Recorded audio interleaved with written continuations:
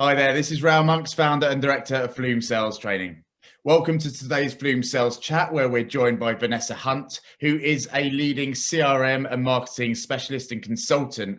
And today we're going to be talking about the importance of CRM right now for salespeople, using it in the right way and how it can work much harder for you to help you solve some of the biggest challenges you're probably facing right now.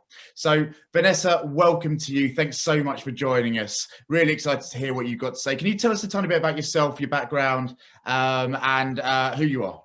Yeah, I'm a CRM and marketing consultant, as you mentioned. I work primarily with small to medium-sized organizations. That's really my sweet spot because I love being involved, really closely with the business, and we can really drive change and the use of CRM when you're a small company and very agile. I work in many sectors. They tend to be quite technical, technology-led organizations, but really any organization that is selling to other organizations is a good fit for me, but also more recently been doing a lot more B2C work as well. Interesting. Okay, so quite a mix where you can work. Okay, so obviously sales is quite tough right now for so many of the people who are probably listening, and I'm keen on why you feel, and if you could explain kind of the importance of CRM right now, because for a lot of salespeople, they've got kind of a love-hate relationship with it. And I'm really interested in kind of finding out that role of it right now and why it's so important. What's your take on that?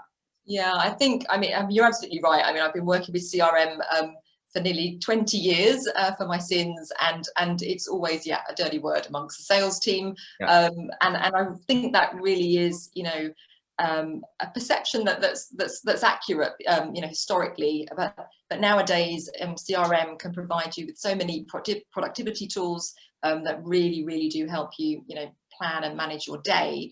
But I think for the moment, what we're seeing is that many organizations have really slowed down, taking action. And so being able to keep the momentum going with those relationships is what's really important. And that's where your sales and your sales CRM will help you, is to make sure that you don't forget who you were speaking to, 6 months ago before the pandemic started, and that you can really have those conversations in a genuine way without being pushy, but keeping that conversation moving forward. And so, that's what CRM was always about. But I think now that decisions are taking longer, and also that we can't meet, stakeholders face to face, we're having to develop those relationships much more cleverly through email communications and Zoom calls like this.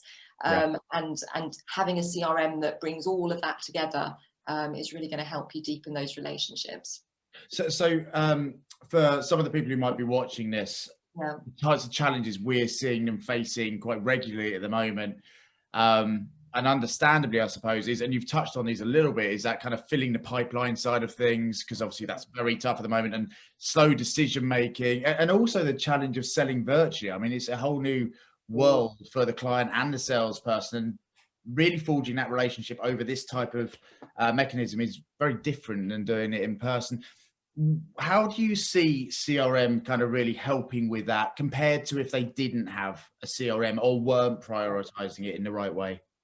I think a lot of it is about allowing you to,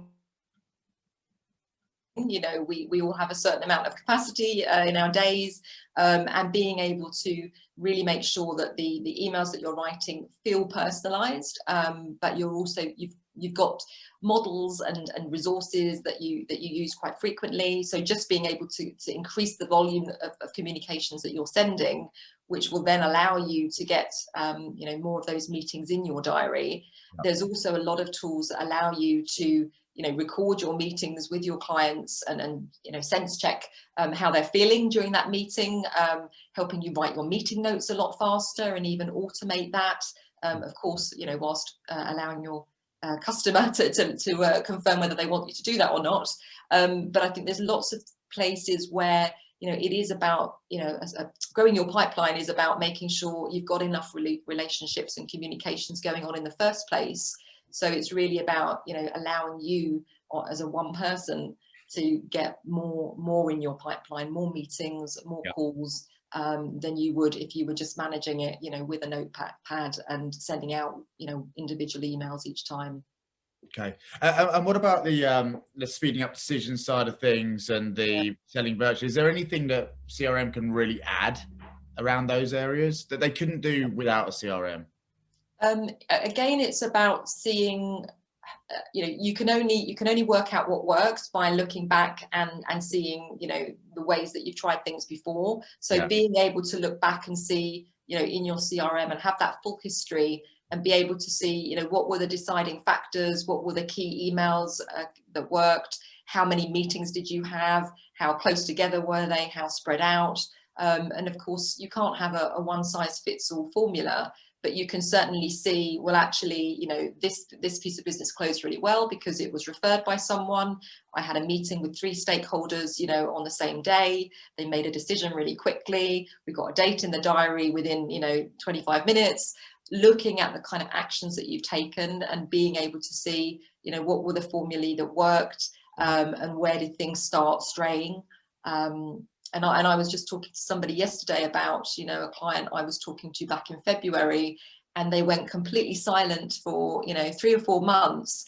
But I knew that I could help them, and I knew that there was a real opportunity there. So I kept following up. I reached out to some other stakeholders in that organisation, and then we started working together in June or July, I think it was. So that was something where ordinarily the signs were, I'm not interested, I haven't answered your proposal, but I just knew they were really, really busy. So I was kind of trying to drive that momentum forward to a point where they were then, you know, in a good position to start work together. So I think sometimes you can lose, if you just look at what's happening, you can kind of lose heart that your actions are not, you know, making any change and are not driving the business forward. But actually by being consistent, by following up, by being professional, by trying to lead the sale in a way that your CRM assists you with, then I think there's opportunities that, you know, don't go astray.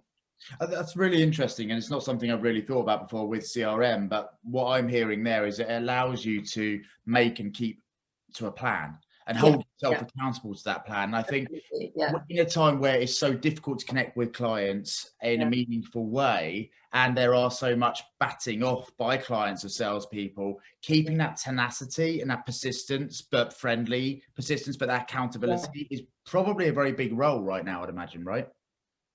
Yeah, definitely. And I think, you know, obviously I need to walk my talk, so I'm obviously going to be, you know, more bought into this than other organizations. And I hate, you know, I hate pushy salespeople. I hate people, you know, making me feel like, you know, they are driving me to take action when I'm not ready.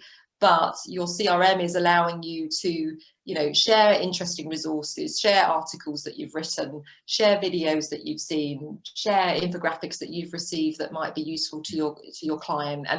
And so it's kind of sharing the fact that you care. You know, if you genuinely want to work with an organization and have a partnership with them, you need to be bought into what they're trying to achieve and their goals. And I think, you know, the CRM is just, you know, it is just a platform, but it's just helping you do it, you know, with 200, 300 contacts at once rather than, you know, a handful.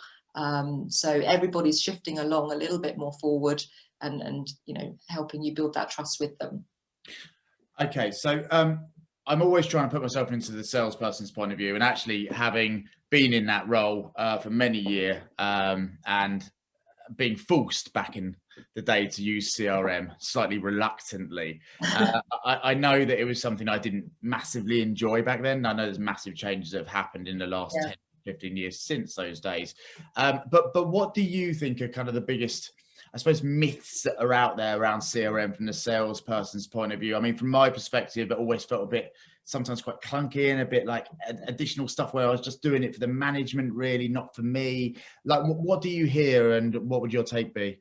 Yeah, I mean, that's definitely one. You know, people think they're being measured, that they think it is, you know, a micromanagement tool, and basically it's not giving them any value. And then the trouble is because historically it took so long to roll out or implement a CRM that yes, it took you, you know, 6 months, a year to get any kind of value out of the system. So certainly in the early days of Siebel, and, you know, even other on-premise CRMs, that was very true. But now, even if you can streamline one process, that really is causing you a lot of pain in your business, you can start adding value, within weeks and months. Some of the other myths, I think, are, that as you say, it is duplication, or it used to be duplicating data, and a lot of that is around, the original setup of your CRM. Have you got clean data? Have you done all the things that you need to do to be ready for the change? But now, again, lots of CRMs, will populate data for you automatically. They will allow you to integrate with other systems that will keep that data up to date. There's a lot more, workflow and automation and AI, prompting you to create follow-up emails. If I make a call to a contact through my phone, it prompts me to create a task to follow up. So there's a lot of automation, and that's definitely changed, drastically in the last 5 years, if not 10 years. Okay. Sounds like it's quite different from when I was using it. We still use one right now at Flume, but I know it was a very different situation back then. So what about if you were to give advice to a salesperson right now? You talked about kind of a plan, 5-point plan. What would you be recommending? What should people do? How do they make the CRM work harder for them right now, solve those challenges? What's going to make this meaningful for salespeople? Take us through your guide.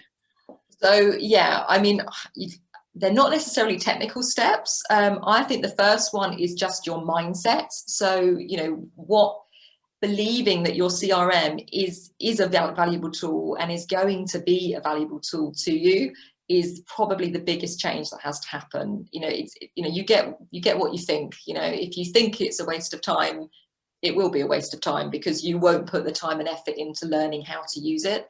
Yeah. And so just simply by making that step into thinking it is just another tool, like PowerPoint, like Zoom, it's just something that's part of my day. And there are things about it that enable me to do my work better and be more productive. So how am I going to identify what those key things are and work with whoever my CRM owner is, to make it really work for me? So actually just committing mentally to saying, I am going to use it. It's there for a reason. I've got some value I can pull out of it. How do I make it work for me? And how do I constructively, give my IT team, my managers, the ideas for things that are really going to help me personally. I think also the third thing for me, so that's sort of two things. One, just valuing it as a tool in your toolkit. Secondly, taking some time to give feedback and help people improve it for you. Yeah. Thirdly, just committing to be an action planner. So, we all have task lists. We have task lists in different apps on our phone. We have task lists on Outlook. We have task lists, in our notebooks. But just committing to say that every time I have completed a task, I'm going to plan the next one and put a date against it. That's probably one of the biggest changes that will make the most difference, because, I get reminders that say, you haven't spoken to this person for 30 days. I can't believe 30 days have gone past. These are people that I'm kind of gently nurturing. And time just flies. And so keeping that speed and momentum going for everybody in your database will come out of just simply having, one action. And whether it's following up on an action that the customer committed to do and you then, following up with them, or doing the thing that you said you would do, just having that, mindset, complete, plan next task, complete, plan next task, will make a huge difference. I think also looking at the data that you've got and really committing to who are the people that you really want to connect with, deeply and spend a lot of time with. And that could be a client, it could be a supplier, it could be a business partnership, but really recognizing, where those unique relationships are going to make a huge difference to your business. And again, using your CRM to help you make sure that you don't lose sight of that. Because sort of following on from that, you generally have, a number of businesses that are key referrers that, are always looking out for you, always forwarding leads to you. And some people are really good at identifying, good leads for your organization. So again, using your CRM to help you make sure that you know, you're managing that kind of inner circle of people, because then the lead, you know, then the leads come in. You know, most of my business is through referral, but I know who that kind of key circle of organizations is. You know, we meet regularly, we talk, you know, with one another to find out, you know, how our goals are changing. And so your CRM is really going to help you highlight, you know, where did those leads come from? You know, how did they meet them? I had one the other day, which was a job that I did in 2001. You know, I'd worked with him on a project subsequently. That person had moved to another organization. I'd worked for them, and then they contacted me on LinkedIn last week. You know, that's like a relationship, you know, over a long period of time with lots of little connections. But being able to track back and see, you know, where did that referral come from, and where did I meet them originally, and what are they doing now, and what relationships do they have that might, you know, help me, and then subsequently I can help them. I think that's just something you just don't get from your email, you know, inbox. Yeah, absolutely. Just one thing that's come to mind is that when I look back in my past, when I was using my CRM back in the day, one of the things I probably didn't realize, but I think the way that I used it was quite reactively. Right. So what I mean by that is I would make a call and then I'd log it. Yeah. And then I'd hopefully put in a reminder, probably wouldn't stick to a reminder. And then about 4 weeks after, I was meant to give them a call again and then log it again. Yeah. You're talking about action planning now, and you're talking about kind of next steps. Can you just take me through that? Because I find it quite fascinating, because one of the biggest things that makes a difference for me personally is making a plan. I know that's so important right now, is making a plan. Can you just go into a tiny bit more detail about kind of how to use this proactively? Does that make sense, as opposed to just reactively? Because I think that would make a massive difference for me, and potentially a lot of other salespeople, because I always saw it as something I had to do and I was being reactive as opposed to wanting to do and being proactive. Well, one of the sort of the big terms, again, it's used nowadays, account-based marketing, ABM. Back in the day when I was a lot younger, we used to have like big gold sheets and blue sheets where you would have, you know, plans for your client, and you have them on these, you know, huge pieces of paper on the wall, and plan out what your strategy was, you know, to start working with a particular business, you know, particularly large organization with complex decision making and stakeholders, and really it's like that. There's a lot of features in CRMs that will provide you with, you know, dashboards that show you how many stakeholders am I speaking to, who are the influencers, who are the decision makers, you know, is there a particular person that's always, you know, comes into the sales process late, and I don't get to meet them until, you know, we're just about to sign the order, and then they kind of throw up, you know, lots of things in the air that might stop us. So being able to create and define, you know, how all of those contacts will, you know, influence one another, seeing, you know, who are my top 5, you know, if I asked you, who are your top 5, you know, organizations that you want to work with in the next 6 months, you know, do you know that? Do you know who you're talking to? Do you know how you can, you know, reach some of those contacts that maybe you're not directly connected to right now? So it's about, you know, having very simple plan of, you know, who am I targeting that is the right fit for my organization? You know, have I got 10% of the connections that I need to be speaking to in that organization, or have I got 80% of them? Yeah. And what are the different activities that I'm going to plan that will help me build that trust with them, you know, before, you know, we even have our first call? So that might be, you know, the resources that you need, case studies, blog posts, videos that you've created that you want to share, and how you're then going to send those out in a non-intrusive way. And you know, I'm getting lots of things, I don't know about you, but in LinkedIn I'm getting these horrible, you know, connection requests, and then immediately go into the sales pitch. 5 emails, you know, you didn't answer my other 5 messages, because the timing is completely out of kilter. And so I think, you know, it's about helping you see, you know, what is the natural pace. You know, you can't force people to make decisions in a matter of weeks or months. You know, it is a long sales cycle, and that's why you need lots of those going on at once. And then that you notice, okay, now is a good time for them. You know, now they're committed to making decision and they've got the resources to do so. So you are helping them get their ducks in a row and lined up, so that when they start working with you, they're going to get the best out of that relationship.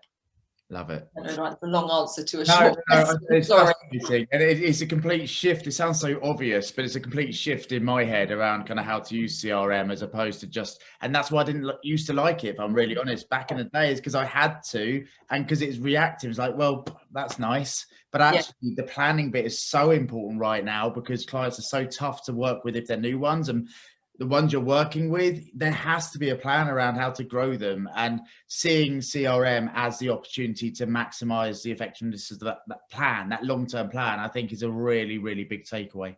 Yeah. Vanessa, thank you so much for your time. It's been really, really interesting. And hopefully for those of you at home who are watching this, it might have changed your opinion slightly around CRM and given you some ideas as to how you can maximize the opportunity that it can offer you.